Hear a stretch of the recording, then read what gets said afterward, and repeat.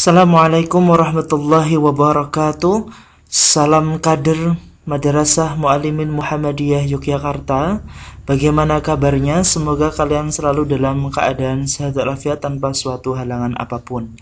Nah, pada pertemuan yang ke-10 ini kita akan belajar tentang perkembangan kehidupan politik dan ekonomi pada masa Orde Baru.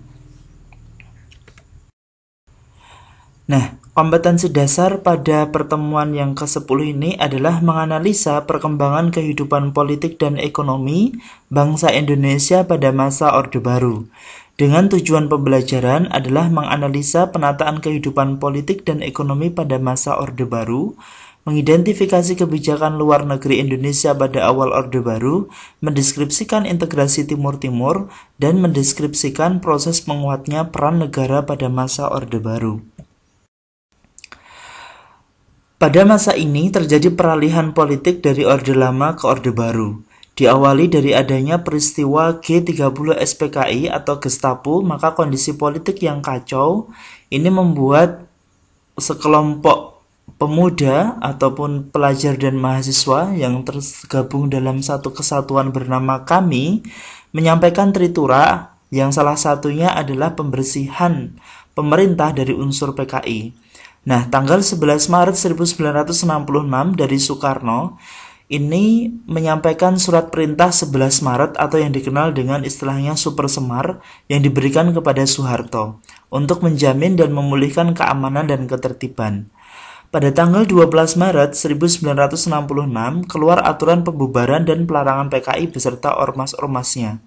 Dan tanggal 18 Maret 1966 membersihkan menteri yang terlibat G30 SPKI, dan 27 Maret 1966 membentuk Kabinet Dwikora, DPR gotong royong, MPRS, dibersihkan dan dibentuk yang baru. Nah, hal ini bertujuan untuk pemurnian pelaksanaan UUD 1945 yang artinya seluruh pimpinan DPR gotong royong tidak boleh menjabat sebagai menteri.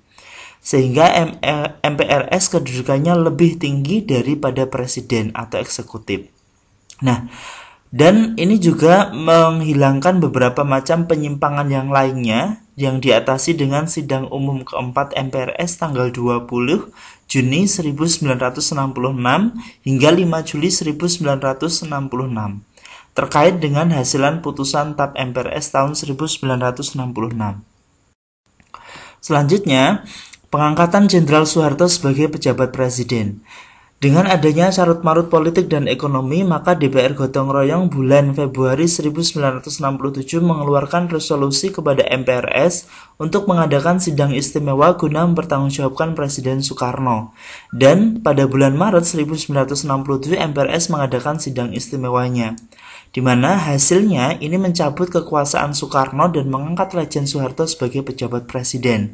Hal ini didukung ketetapan MPRS nomor XL 15 atau nomor 24, di mana ini MPRS 1968 tentang pengangkatan Letnan Jenderal Soeharto sebagai Presiden RI menggantikan Soekarno. Nah, pergantian pimpinan nasional presiden ini mandataris MPRS secara sah konstitusional.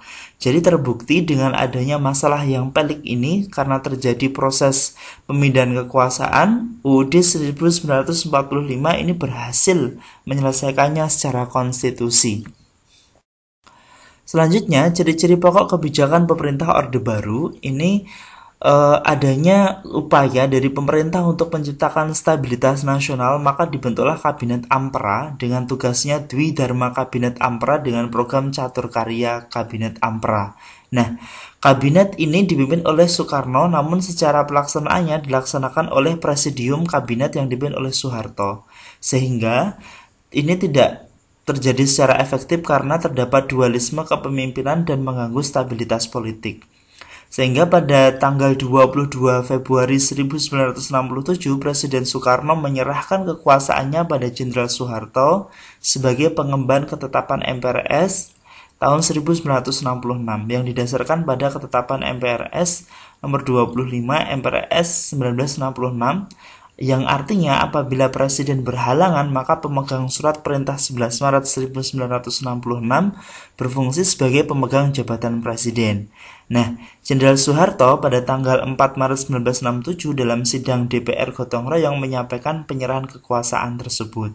Nah, sidang istimewa MPRS tanggal 7 sampai 12 Maret 1967 menetapkan kebijakan politik dalam dan luar negeri.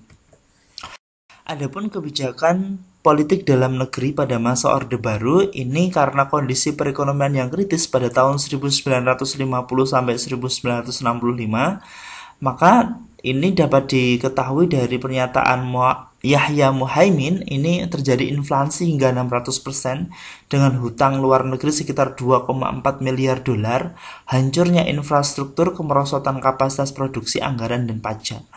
Lalu mengadakan impor beras dan bahan pengganti beras, pengendalian inflasi dan rehabilitasi ekonomi dengan peningkatan ekspor dan kebutuhan sandang dan 9 bahan pokok serta perbaikan sarana produksi. Ini yang disebut sebagai program jangka pendek. Lalu berhasil menekan laju inflasi mulai 1966 hingga 1968 hingga 85% dalam waktu yang relatif singkat. Dan sejak 1 April 1969, pemerintah telah meletakkan landasan dimulaikannya pembangunan 5 tahun atau disebut juga rencana pembangunan 5 tahun yang pertama. Nah, lalu terjadi kebijakan luar negeri Orde Baru, ini karena hutang Orde Lama yang mencapai 2,7 miliar dolar yang jatuh tempo pada tahun 1967, maka diadakan penjadwalan ulang oleh Kabinet Pembangunan agar negara-negara kreditor menunda pembayaran hutangnya. Nah, pada tanggal 19 sampai 20 September 1966 diadakan perundingan di Tokyo atas prakarsa Jepang.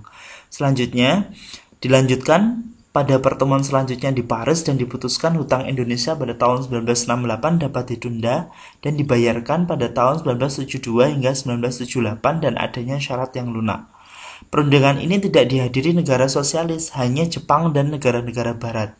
Selanjutnya tanggal 23 sampai 24 Februari 1967 dilanjutkan pertemuan di Amsterdam dan ini adalah pertemuan pertama lembaga bertajuk Intergovernment Group for Indonesia atau IGI. Nah, selanjutnya penataan kehidupan politik dan ekonomi. Nah, pada masa Orde Baru atau Soeharto ini lahir dilandasi oleh semangat untuk melakukan perubahan atas penyimpangan yang dilakukan Orde Lama atau zaman Soekarno agar kembali ke Pancasila dan UUD 1945 secara murni dan konsekuen. Sehingga mengadakan pemilihan umum tahun 1971 yang diikuti oleh 10 partai, 1977 dengan adanya 2 parpol, P3 dan PDI, dan 1 golongan karya. 1982 ini Golkar menang diwarnai perbedaan azas partai. 1987 semua kontestan harus menggunakan tanda gambar berjiwa Pancasila. Dan 1992 Golkar menang mutlak.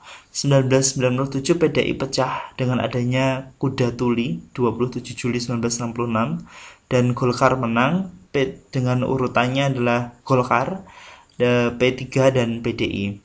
Lalu adanya pemasyarakatan P4 atau pedoman penghayatan dan pengalaman Pancasila ini gagal karena pola indoktrinasi dan merebaknya KKN. Lalu pembangunan nasional adanya repelitas 1-5 yang berlangsung 25 tahun disebut pembangunan jangka panjang tahap yang pertama. Selanjutnya hasil-hasil pembangunan Orde Baru. Nah, ini nanti lebih jelasnya bisa dilihat halaman 125 hingga 130 dari bidang pertanian, industri, pertambangan, energi, sarana prasarana, transmigrasi dan tenaga kerja, bidang kesehatan, lalu agama dan bidang pendidikan serta kebudayaan. Selanjutnya adanya integrasi Timur Timur. Ini Timur Timur adalah jajahan Portugal selama 400 tahun dan setelah dipimpin Jenderal Antonio de Spinola, maka seluruh jajahan Portugal dipulihkan hak-hak sipilnya dan dimerdekakan. Nah, di Timur Timur sendiri ini didirikan 5 partai politik seperti Uni Democrática Timorense atau UDT, menghendaki bergabung dengan Portugal. Fretilin ini menghendaki kemerdekaan dan Apodeti ini menghendaki gabung dengan Republik Indonesia, termasuk juga kota dan Trabalista. Nah, Fretilin ini menyerang warga Timur Timur dan menyebabkan sekitar 50.000 warganya mengungsi ke Indonesia pada tahun 1975. Nah, tanggal 28 November 1978, Fretilin ini memproklamasikan adanya Republik Demokrasi Timur Timur di Dili dengan presidennya Javier do Amaral dan ditandatangani proklamasi 30 November 1975. Nah, penggabungan Timur Timur dengan ini juga akhirnya ditandingi dengan adanya pada tanggal 31 Mei 1976 dan selanjutnya tanggal 17 Juli 1976 ini dalam Undang-Undang Nomor 16 Tahun 1976 ini adanya pengesahan Timur Timur sebagai provinsi yang ke-27. Nah, untuk lebih jelasnya integrasi Timur Timur nanti dapat dilihat di halaman 131 hingga halaman 132. Nah, lalu adanya penguatan negara pada masa pemerintahan Orde Baru. Ini ada sekitar ciri-cirinya seperti adanya fungsi ABRI, lalu adanya konsep mengambang, lalu sentralisasi pemerintahan, lalu program bantuan luar negeri, dan sistem semi perwakilan. Nah, pada pertemuan yang terakhir ini, pada pertemuan yang 10 ini sebelum PTS adalah tugasnya adalah membaca, tetap fokus pada materi PTS yaitu bab 1 hingga bab 4. Sukses selalu, sehat selalu, salam kader Madrasah Mu'alimin Muhammadiyah Yogyakarta. Sekian dari Ustadz. Assalamualaikum warahmatullahi wabarakatuh.